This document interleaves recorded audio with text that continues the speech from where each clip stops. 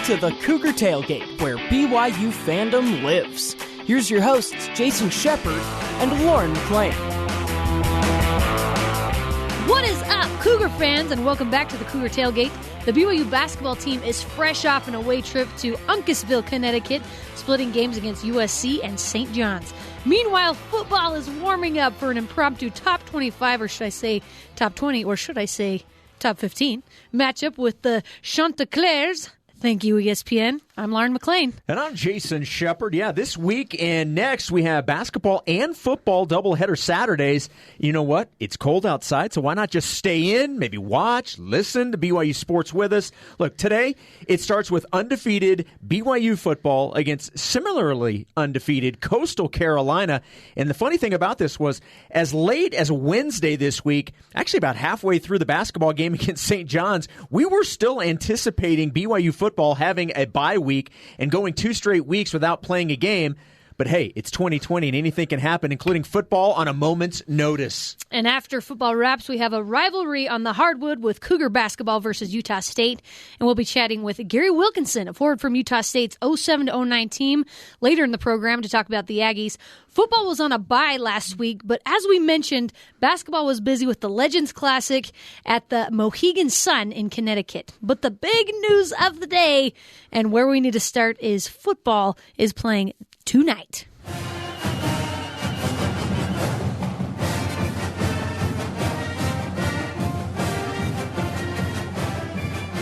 So yeah, very interesting timeline for this football game to play out.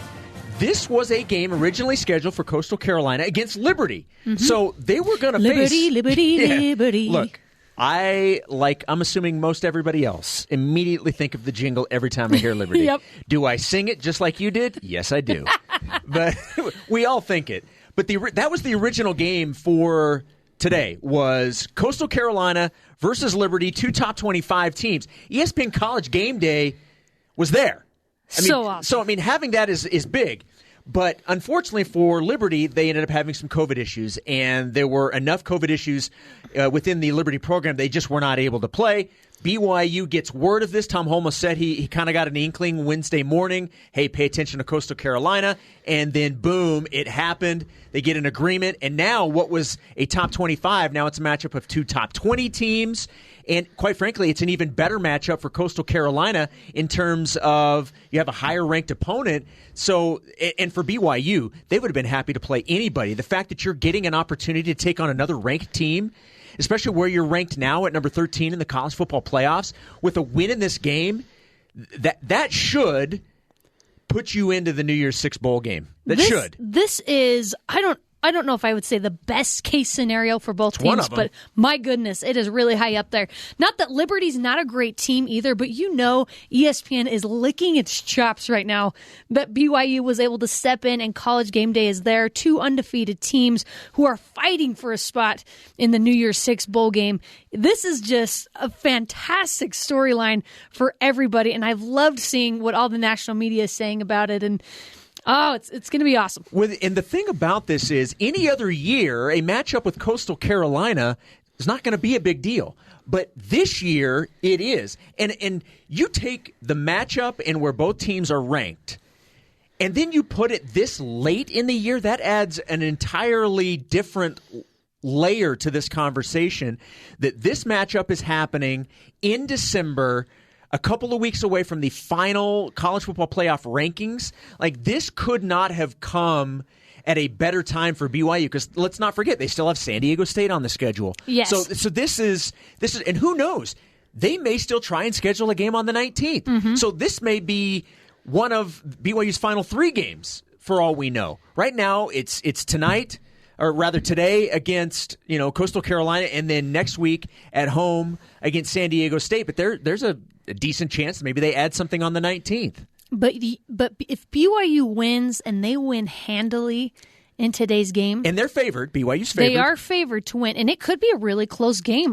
The Chanticleers. Why do I feel like I have to say you have to say it with that? An accent? Chanticleers, because I think it is a French word. But they're a great team. They have a really good quarterback. They are small. BYU has the size advantage.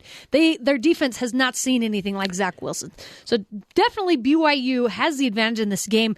But I feel like they still need to come out because we've seen how stubborn the College Football Committee can be. Right. So I feel like they still need to come out and win handily, at least by double digits against Coastal Carolina for them to make a good run. See, moving up some spots. I think, my own personal opinion, now again, it's going to be biased a little bit. Yep.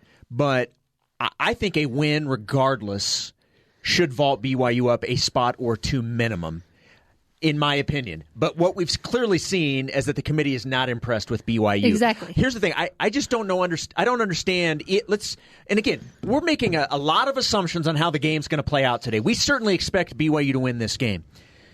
But even if BYU were to win by a touchdown or win by 3 or 4, to me, you can't keep the strength of schedule argument anymore because this is a top 20 team in your own rankings. Right. Even though BYU is the higher seeded team, they're favored to win, it's still beating a ranked team in your metrics. Yep. So even if it's by 3 or 4, if you don't give BYU a boost, then I think that leads more people to believe that this is more than just metrics keeping BYU out of this. 100% agree. And this is on the road for BYU at a moment's notice on the surf turf. Yeah. If you will, not the smurf turf, the surf turf. It Teal is turf. Teal.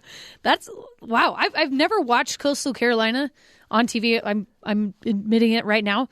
I'm excited to see what that looks like because it kind of hurts my eyes when I watch Boise State. So teal might be a little easier on the eyes. Here's a little fun fact, though. This is the 6th time in December that 2 undefeated teams have played each other. So that's pre-bowl games. Ever in history. That's why I think it's so big to get this specific matchup this late in the season. That's why I think it's big. Okay, I want to read a tweet. Now, this tweet came out on Thursday afternoon from Ross Dellinger. He's a writer for SI, and he tweeted out the Coastal Carolina head coach is Jamie Chadwell. So. And Ross tweeted out, I'll just read it verbatim. Coastal coach Jamie Chadwell says he phoned staff members at the 2 Sunbelt teams that played BYU. So that was Texas State and Troy. Those teams lost by a combined 100-21 score. One of those staff members told him, quote, "Do you know what you're getting into?" End quote. The other said, quote, "Do the opposite of everything we did," end quote. So I thought that was great. Oh, so funny. So if people were talking about how funny Jamie Chadwell is. I need to go back and watch that press conference because I didn't hear the entire thing. But they said the Coastal Carolina's coach is really, really funny. I absolutely love that. But we obviously know Coastal Carolina, they're not scared. No. They're not scared of this game. They are excited and they're ready to go, man. Here's the thing for Coastal Carolina. They're not in line for a college football playoff. And in all likelihood, BYU's not in line for a college football playoff berth. It's about New Year's 6 for both of these teams. But there's far less pressure on Coastal Carolina to win because you got to remember, they're in a conference. They still have the opportunity to win their conference. BYU has to win this game. So, but now that doesn't mean that pride doesn't kick in, and the fact that the Chanticleers are at home.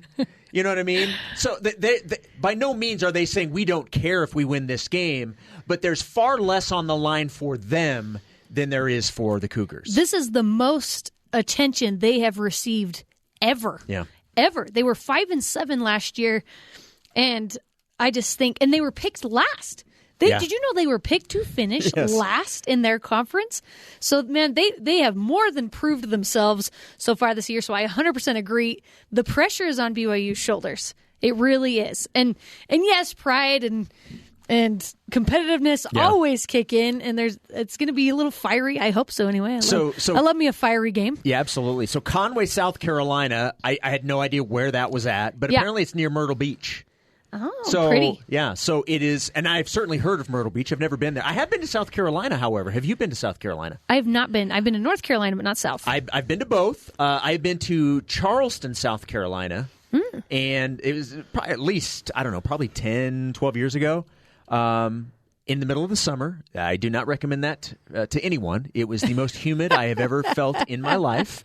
But yeah, so Conway, South Carolina is near Myrtle Beach. If those who've been to Myrtle Beach, you know the area, then that's where BYU will be. Well, there you go.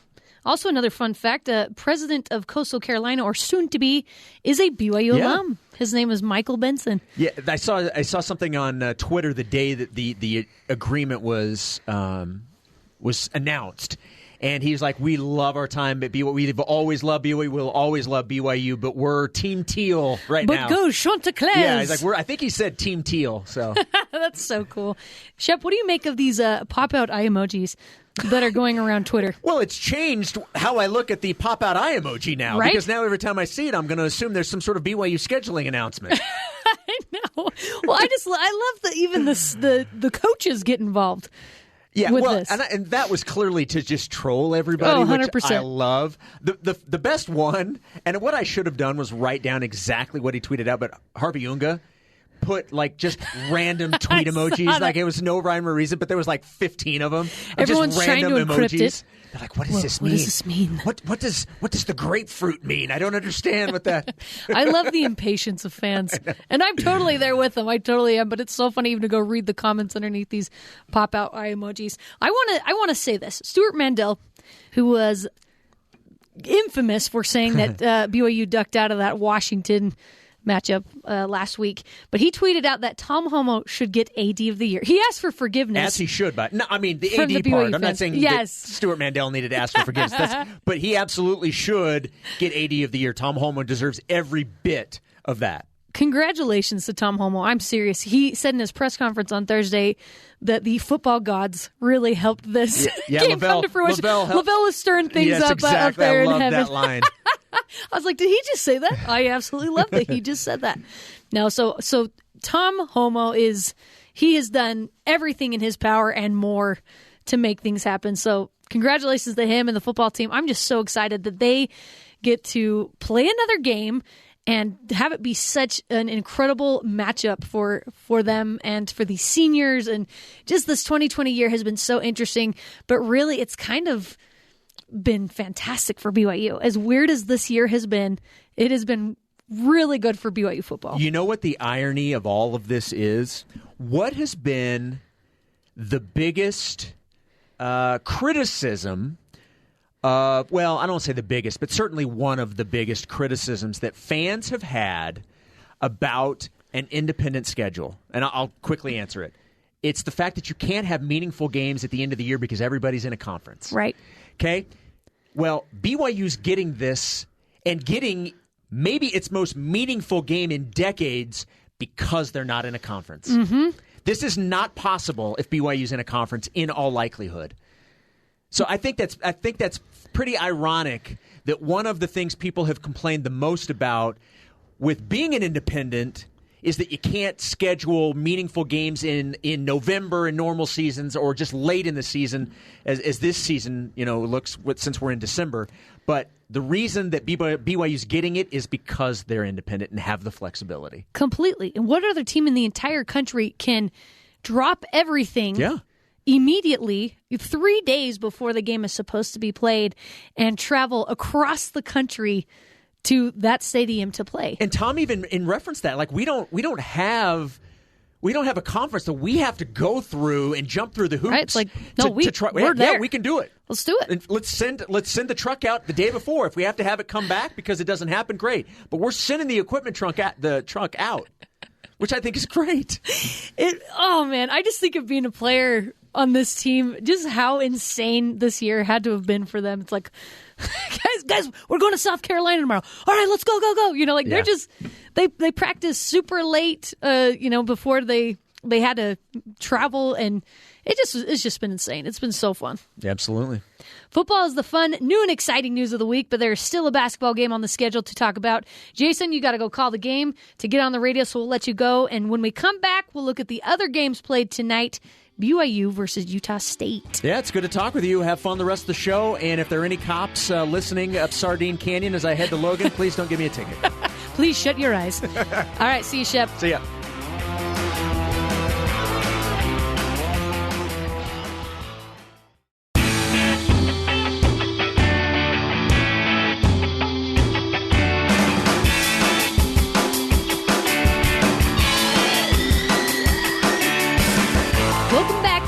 Tailgate. I'm Lauren McLean. Every week we try to give insight into the various teams the Cougars play. We've already talked football.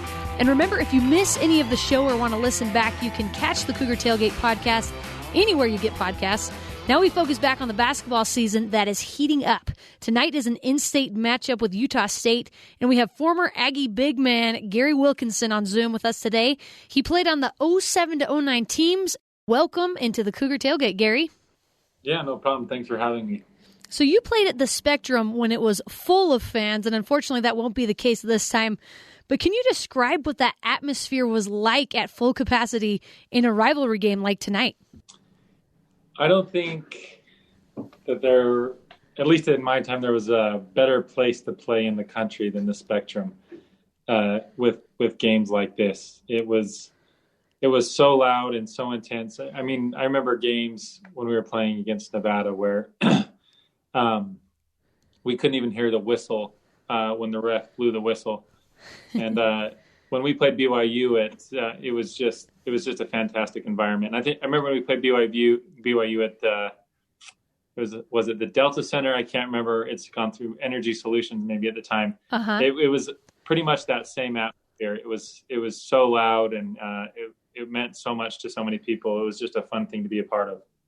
Yeah, the Spectrum is an insane place to watch a basketball game, and I can't even imagine what's it like to be a player. Has anything changed since you've been a player at Utah State in that regard?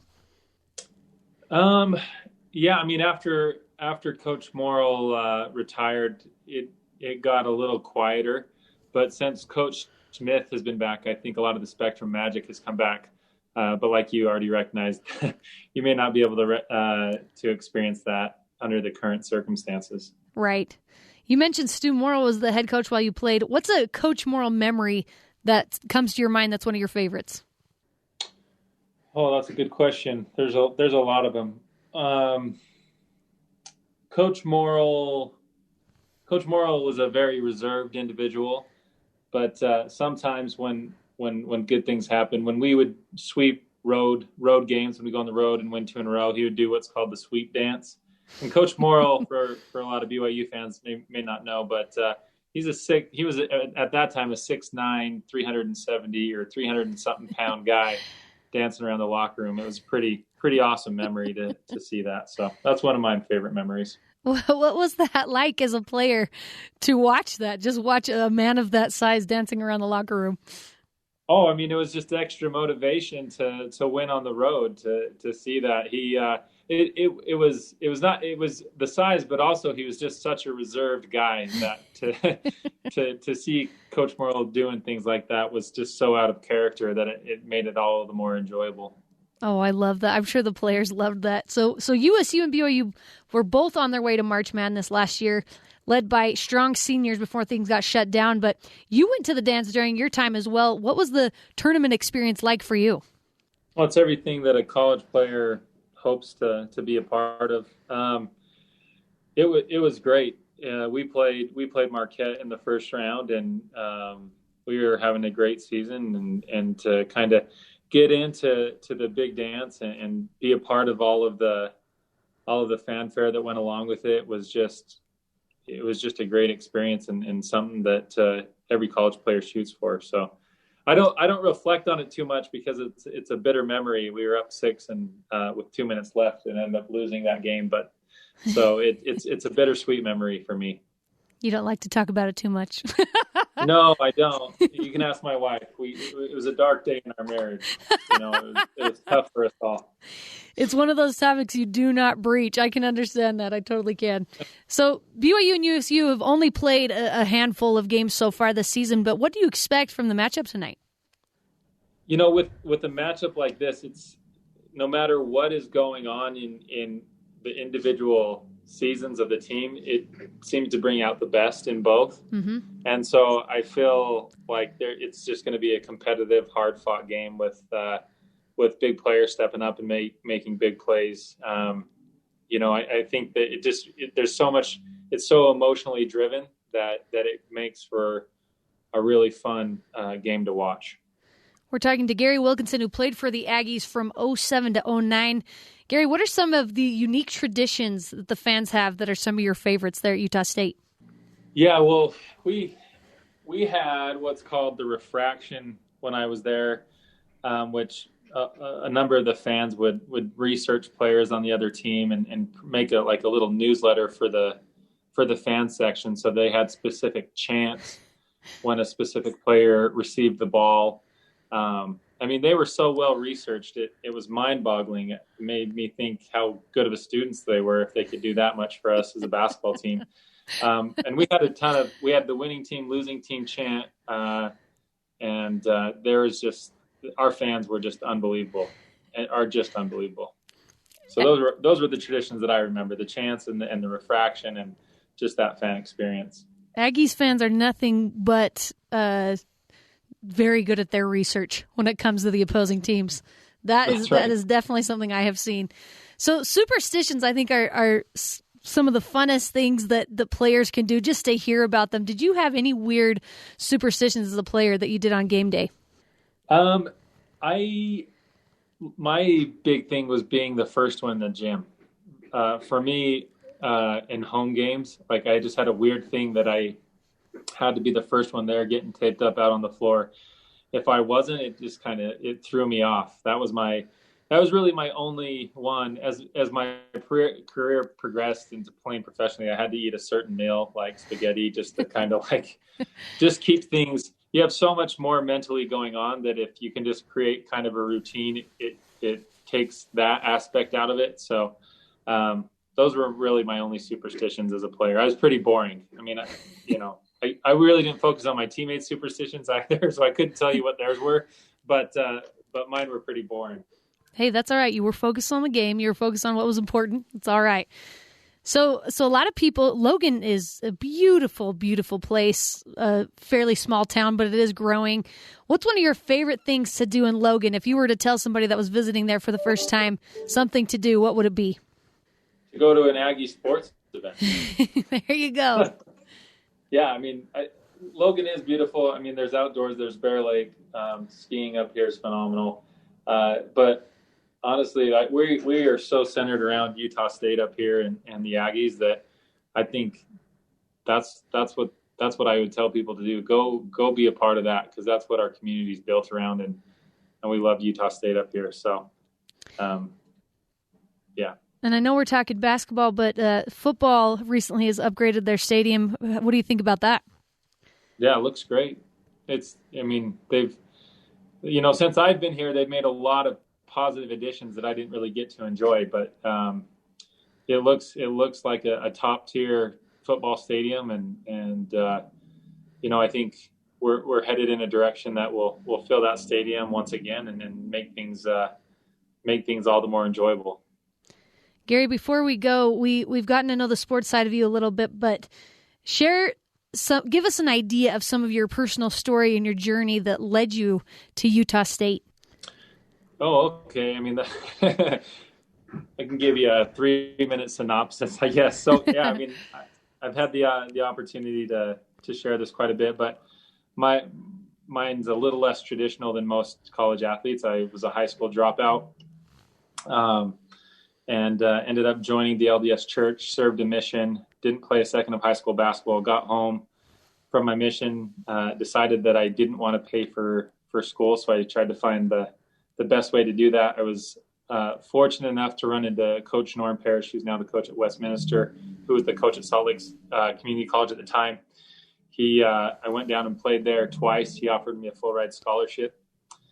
So I played at Salt Lake Community College from 2005 to 2007, and then was offered a number of scholarships around the country from Miami and Fresno State, Boise State, Texas Tech, a lot of schools around the country. Decided Utah State was the best fit for my wife and myself. She played volleyball, I played basketball, and then played up here for 2 years. We had an unbelievable success, and then went to play professionally in South Korea, Greece, New Zealand, the Australian League for 3 years, Estonia, off seasons in Puerto Rico, and then got done with that, or decided to try something different.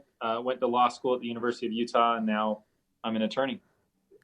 Wow. So. Wow. I don't even know where to begin with that story.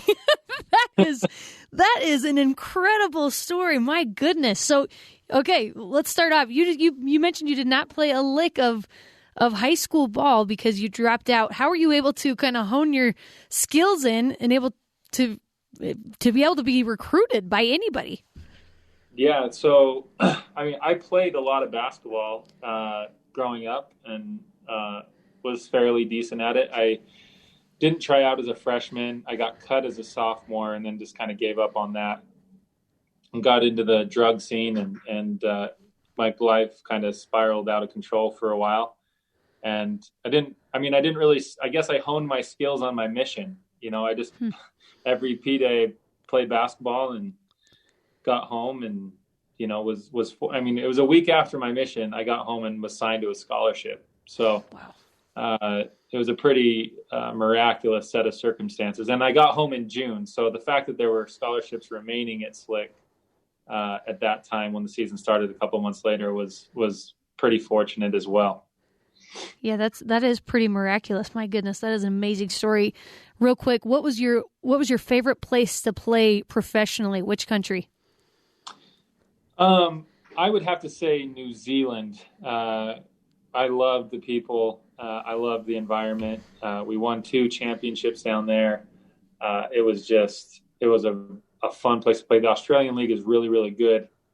And it was great. And it's summertime during basketball season. So we lived a couple-minute walk from the beach. So I'd get down with practice and my wife and I and our kids would head down to the beach and enjoy our time. And it was a really pleasant way to make a living. I'll say it that way.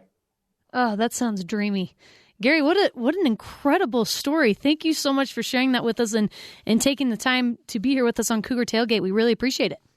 Yeah, thanks, Lauren. You appreciate the opportunity.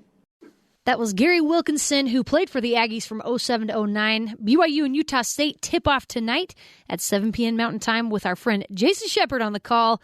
Listen in for that. Thanks for listening. You can join the Cougar Tailgate virtually, of course, every Saturday at noon Mountain Time, or download, rate, and review our podcast on Apple, TuneIn, Stitcher, Spotify, or on BYURadio.org. And head over to BYURadio.org or the app for the Cougars versus the Chanticleers. Let's get it. This is Cougar Tailgate.